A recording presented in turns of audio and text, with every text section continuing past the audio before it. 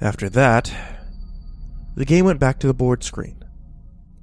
It was all I could do not to burst out screaming, and my hands were shaking so bad I could barely hold the controller.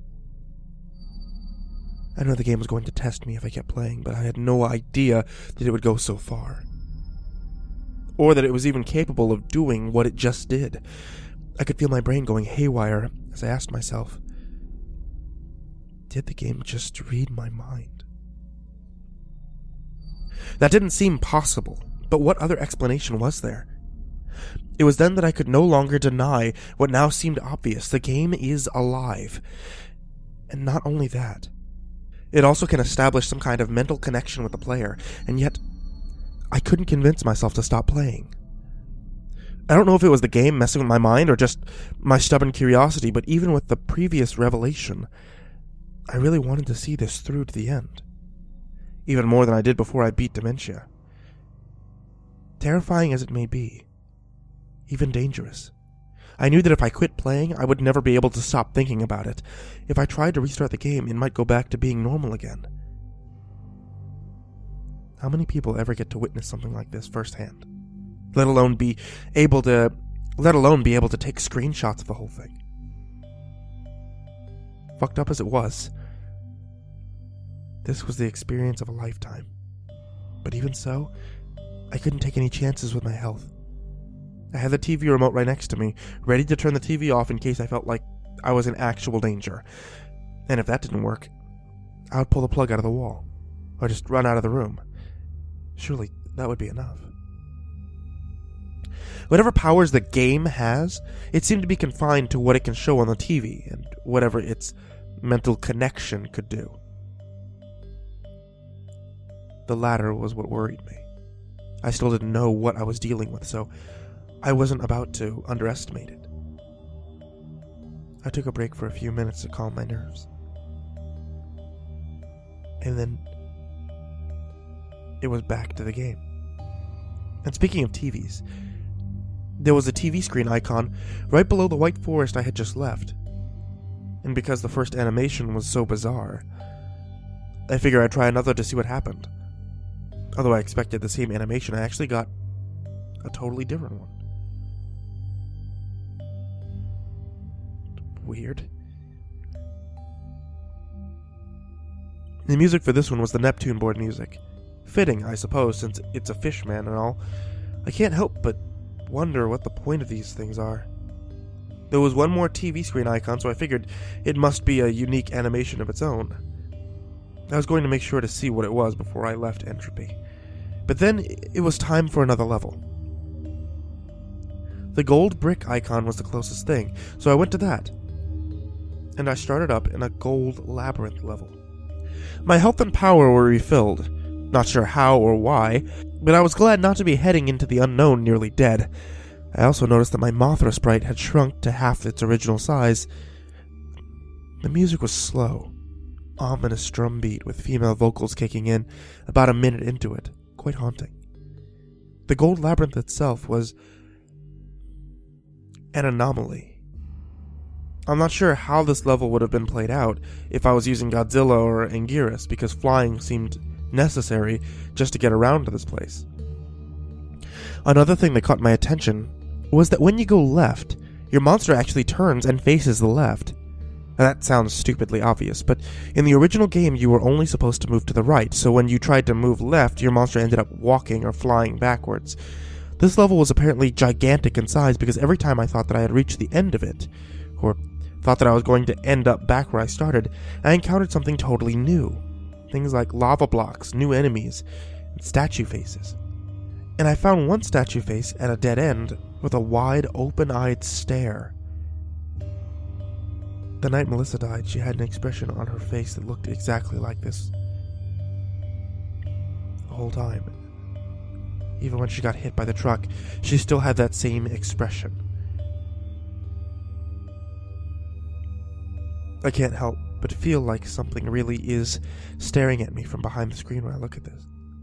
I really didn't want to be reminded of that night anymore, so I left the statue alone as soon as I found it. I needed to find the exit anyway, which proved to be no simple task. It felt like this level stretched on forever in all directions. I must have wandered around the level for at least 15 minutes before I finally saw something. It was a creature that wasn't gold, seemingly the only one of its kind in the level. Lacking any kind of hover ability like the other creatures, it just walked back and forth on the platform. But it wasn't long after I found it that a flying machine swooped down and grabbed it, and then flew off with it. The machine apparently had not seen me, so I decided to follow it to see where it was taking the creature. The machine stopped at a room with a large cauldron-like object in the center. It hovered above the cauldron. And dropped the creature into it.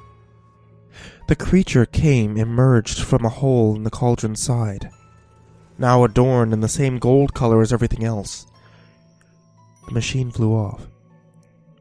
I'm not really sure what to make of this, but I'm glad I came upon it, because I found the exit soon after. When I got back to the board, I realized that the bosses hadn't moved at all. A bit odd, but it didn't bother me. It made planning my route through Entropy easier. There was still 2 new icons to explore, the Indigo Cliffs and a black version of the labyrinth. Since there was only the 3 black labyrinth icons, which were surrounded by bosses, I played the Indigo Cliffs first. It was a lot like the Labyrinth Mountains. The level graphics had the same shredded look to them. There's also a recolor of the clouds and moon from the toxic waste dump. The music, if you can call it that, was merely a deep rumbling noise. One of the first things I encountered were these multicolored creatures with big heads emerging from a small cave in the ground. They all made a synchronized shaking sound, and they walked to the right in a group after emerging from the cave, ignoring me. Having no other way to go, I followed them to their route. More and more emerged from the cave until the group had about 100 creatures, and eventually the pathway ended in a cliff.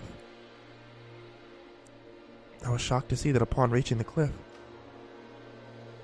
all the creatures began jumping into the abyss. I've seen enemies walk off cliffs before, but I've never seen NPCs commit mass suicide like this. It's a very unsettling way to start off a level. I continued on, flying over various strange animals like the one shown here. Another group of multicolored bobbleheads were jumping up and down only to be snatched up by large birds, which I'm fairly certain are sprite versions of the giant condor from Godzilla vs. the Sea Monster. I defeated a couple of the condors in battle, but it bothered me that these bobbleheads seemed to be so eager to die. If the game itself is alive, perhaps the creatures in these levels are also alive? And some have very unhappy lives. If this behavior is any indication. But what provokes them to do this? In the back of my mind, I almost suspect that the glowing moon in the sky is the reason. At the end of the level, I saw yet another group of bobbleheads marching up to a large monster and being devoured. This was starting to disgust me, so acting on impulse, I fired off I-beams at both the monster and the bobbleheads. I destroyed the cave. The monster became angry and ran through the remaining bobbleheads to fight me, and although it lacked any ranged attacks, it was relentless. But it was no match for me. I was in the home stretch now up to the bosses. My plan was to go to Batra first, then Megalon, and after that I would watch the last TV screen, play the Black Labyrinth before fighting Mechagodzilla, and lastly, going through the chase with the Hell Beast. I was curious to see if it would be in a new form again. But first things first, time to beat up Batra. And as I expected, he started off in his larva form. The music was Varen's battle music.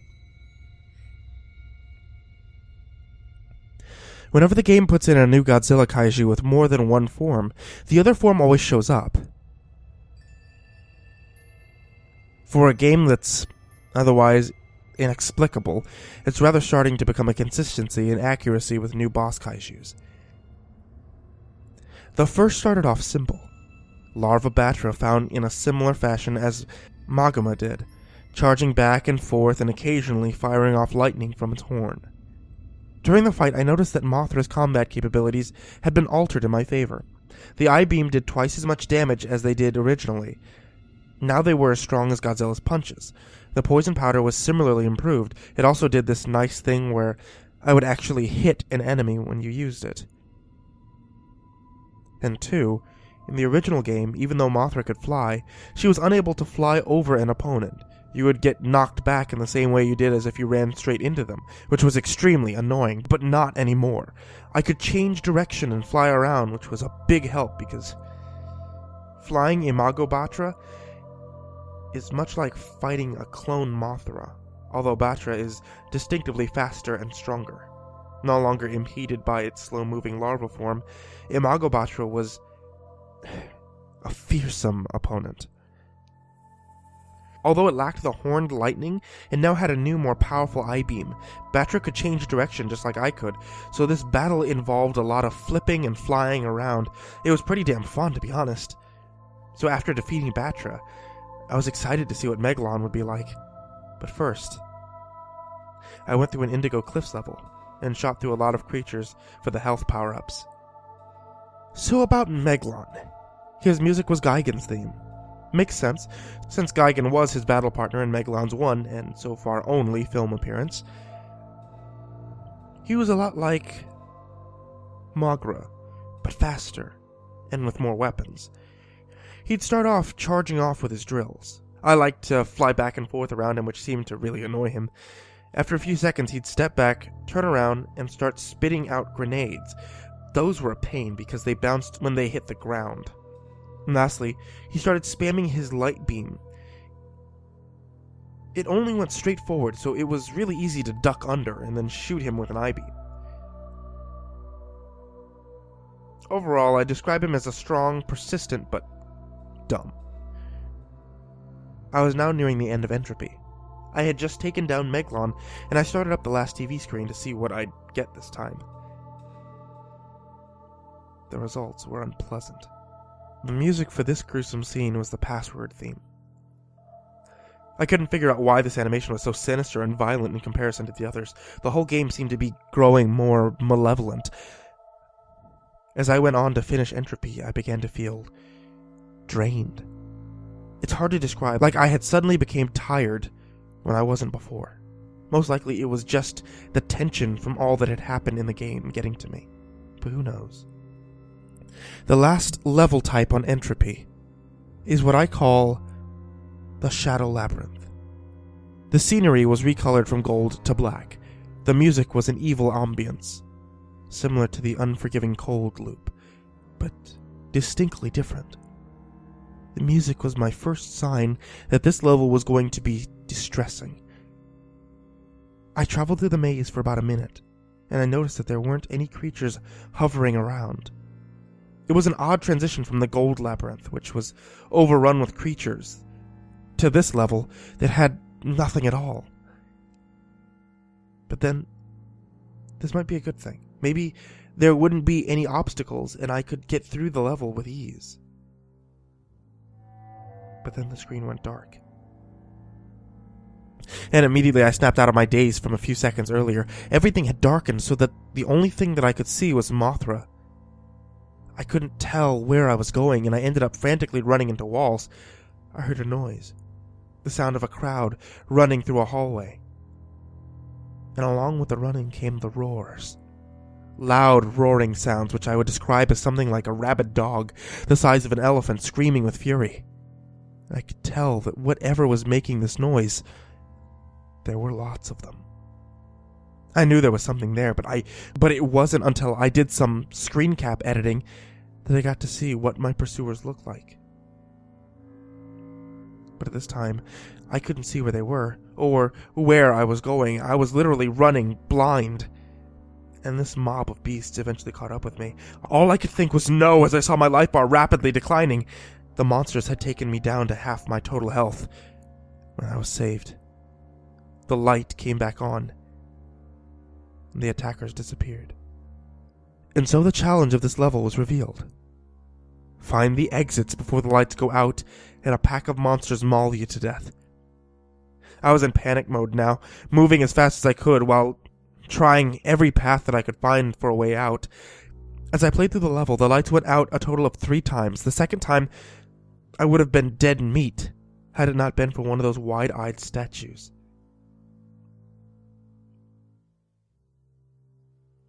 As I stayed close to it, the monsters seemed to all avoid me until the light came back on, and the statue warded them away somehow. I was safe as long as I stayed near the statue. But at the same time, I had to leave to find the exit. The Shadow Labyrinth turned out to be much smaller than the Gold Labyrinth, as it only took about 6 minutes to navigate through the end. But before the exit, there was a row of halls leading straight down, with no way out once entered. You either go to the exit before the monsters reach you, or you died. Thankfully, I made it out. Only one more boss. Mechagodzilla. I started the battle and got something unexpected. Not only did my life bar shoot back up to 100% again, it seemed to do this randomly, but instead of a replacement boss, I was fighting Godzilla. But any Godzilla fan worth their salt can figure this out.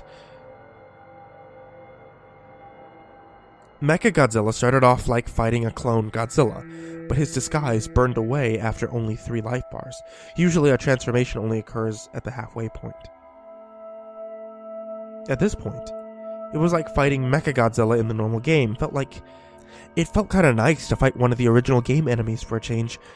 Although he wasn't exactly normal, he also had a rainbow eye and finger missiles.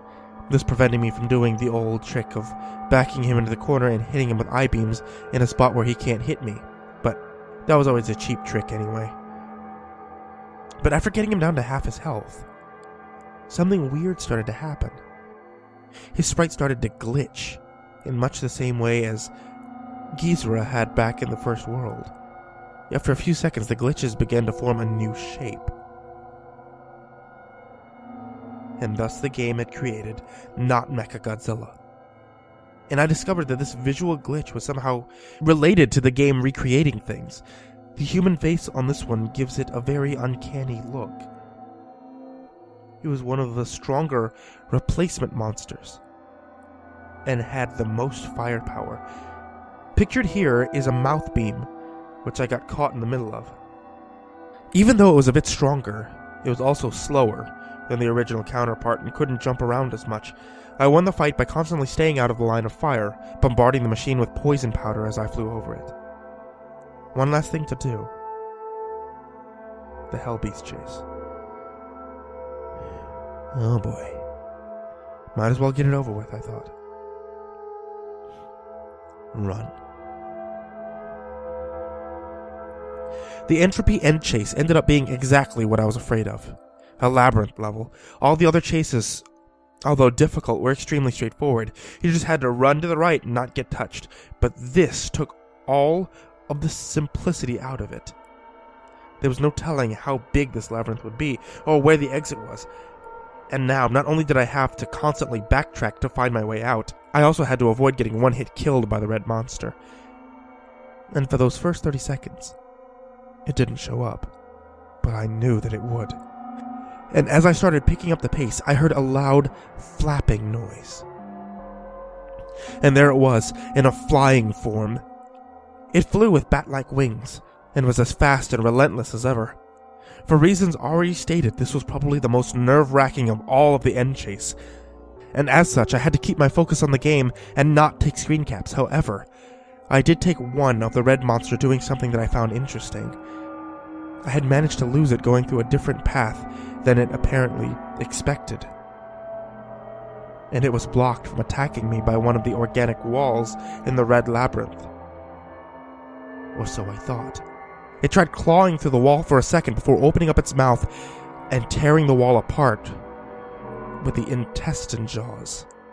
But those brief milliseconds that the monster was held back might have been the key to me finding the exit. The path to the exit was long and complex. But from what I remember, I went up and then back towards the left. I'm still not sure why I chose that particular way, just a lucky hunch, I suppose. I was sweating profusely, but my luck had saved me yet again. I hoped that it wouldn't run out before I finished the game. There were only 2 more worlds to go. Next was the penultimate world, called Ecstasy.